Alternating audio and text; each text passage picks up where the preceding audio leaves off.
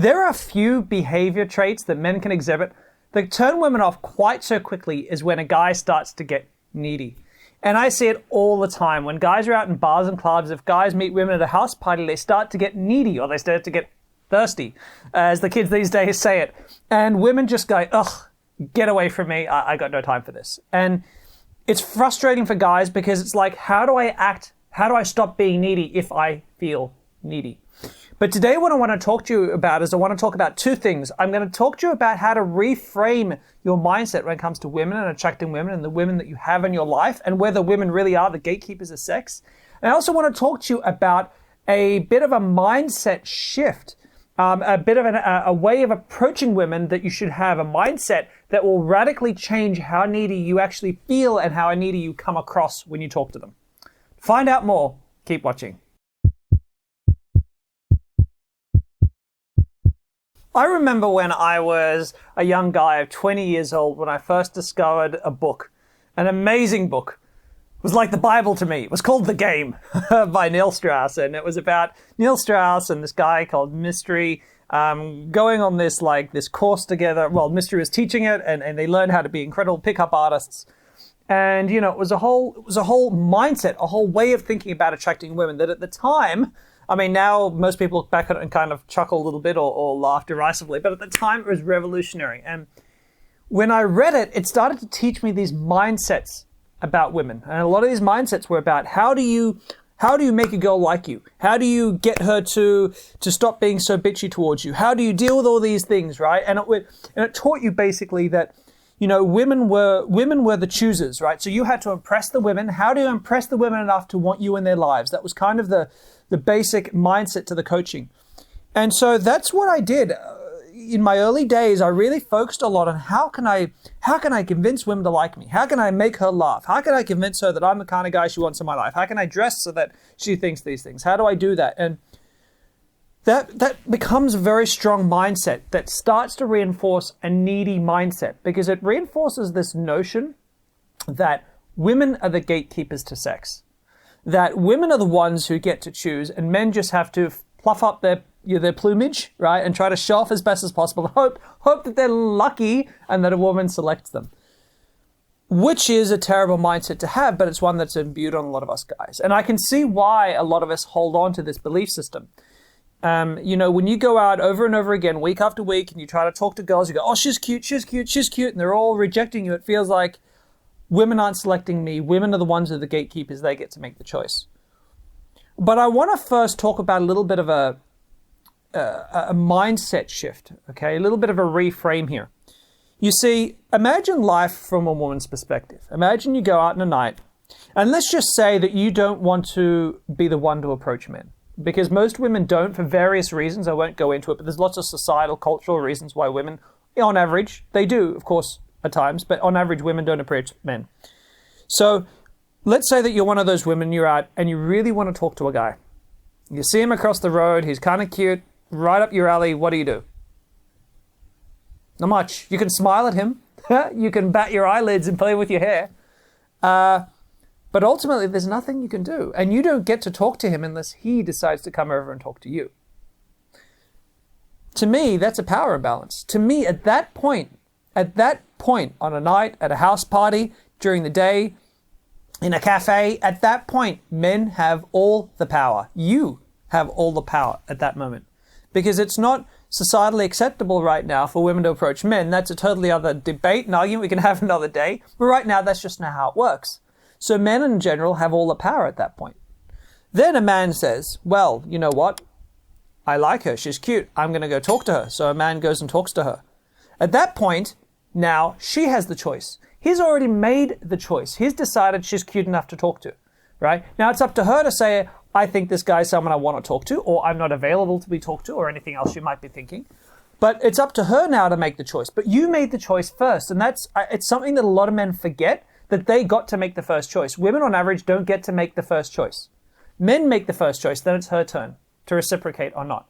But she's not the gatekeeper. You were the gatekeeper first, and you decided that she was a yes.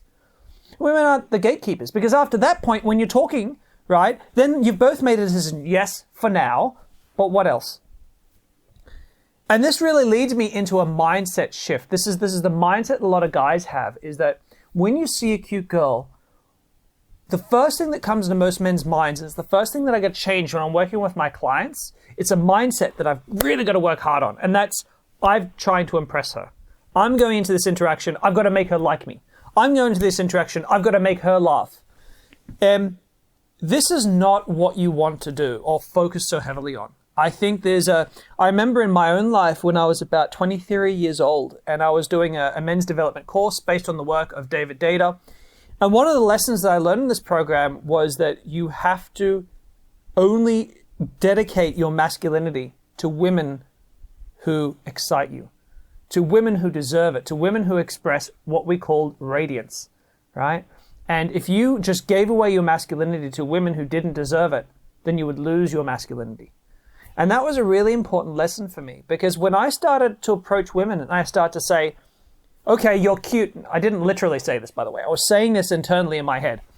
Okay, I'm here. You're cute. What else have you got? Okay, I'm here. You're cute. Do I like you now? Do I like you? All right, I'm here because you're hot, but do I like you?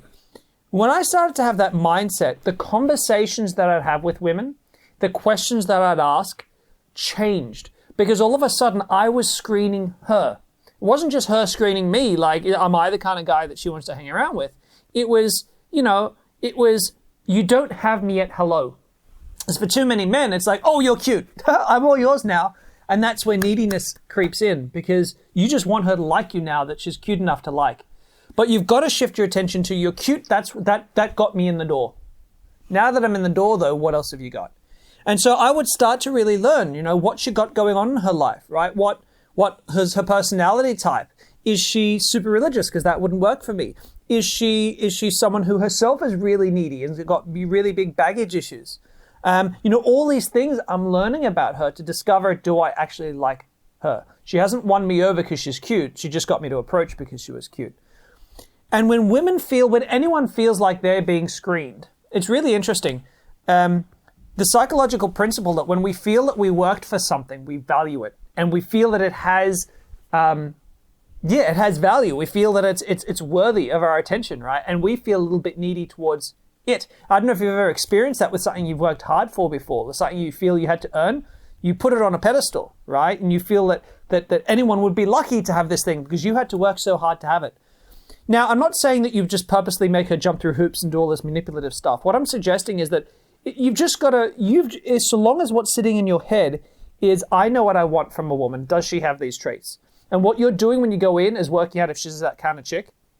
If that's what you're doing, then she's going to feel like she's working to make you like her. And when she feels that, she's going to value you, right? So regardless of your attractive level, regardless of anything else, she's going to see that you've got value because you've got a man who values himself enough to have demands on the kind of woman that he wants to meet. Now, with all that being said, you can't just go into an interaction and say to her, so, what's your education level? Awesome. And are you religious? Cool. What do you do for work? Nice. How long have you had that job? What's your relationship like with your father? You can't just jump in and have those conversations, right? The conversation still has to be fun. But I think, again, when it comes to fun, it's too easy to focus on making it fun for her. You're trying to make her entertained. And actually, to me, fun is different things to different people. Like, I know some of you guys watch some of my videos about teasing and banter, and you're like, those jokes are lame. Those are stupid jokes. And that's fine. You don't have to like my jokes because humor is subjective. Different people like different comedians and different forms of wit. But the truth is that I want a woman who likes my type of humor. I want a woman who will laugh at the stuff that I laugh at. And if she doesn't, I'll pick someone else because it's not going to be fun for me. And I always want my interactions with women to be fun. That's part of my screening process still. So what I say to you guys is you have to learn how to keep yourselves entertained with women. In other words, can you walk up to a woman and make yourself laugh? Can you walk up to a woman you've never spoken to before and keep yourself having a good time? If you have a good time, if you're laughing, right? Because there's a lot of people say, don't laugh at your own jokes. I laugh at my own jokes all the time. I think I'm a funny guy. And if I say something that's funny and I chuckle because of it, I chuckle because of it. And 8 times out of 10, women are going to chuckle too because I've got a decent sense of humor. But not all women are going to like my jokes. And that's okay because that's my screening still. It's even though she's rejected me, I wanted her to reject me if she didn't like my style of humor.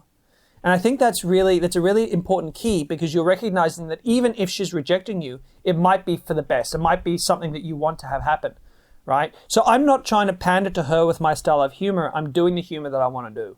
And the women who appreciate it are the women that get through my gatekeeper service. And so, yeah, this notion that women are the gatekeepers, it's rubbish. It's bogus. It's only true if you're needy. It's not true if you're also got your own gatekeepers, because that's how it should be. Both genders, men and women, should have their own gatekeepers, right? Their own internal dialogue saying, do I like this? Don't I like this? Is this good enough for me? Is this what I want? Is this, is this fun for me? Is this going to be enjoyable? Do I really want to go on a date with this woman? But too many men are so focused on, she's hot, I've got to get laid, I've got to get laid, I've got to get laid, but she's hot, right? She's got baggage. This woman sued every last one of her boyfriends. This woman hit her ex-boyfriends, but she's hot. You're going to have to let go of that. You've got to start to focus on what else she's got other than being hot. Because you're worth, I don't care what you've got going on in your life, you as a man are worth more than just picking up like empty shells of women who happen to be hot. And when you start making those demands of the women you meet, you're going to meet better quality women along the way. So it's this massive lesson. I don't want to talk for too long because it's quite a simple one. But if you just focus on what else women have to offer, I swear, you're going to start to have more women being attracted to you and valuing you. You're going to have less flaking. You're going to have less shitty behavior, all because women are going to value you more, so they're going to treat you better. But when you're needy, when you're like, you had me at hello, women will treat you as though you're disposable. It's that frustration that so many men have is simply because they're being too easy to get, and they're just not having the self-respect to demand more of the women they meet. So guys, I hope you enjoyed today's video. As always, if you've got something to say on this, comment on the comments below. Also, if you like my channel, subscribe if you haven't already, and check out some more of my videos off to the side there. I'm Damien. Stay safe during the current apocalypse. Take care, and I'll see you in your future videos.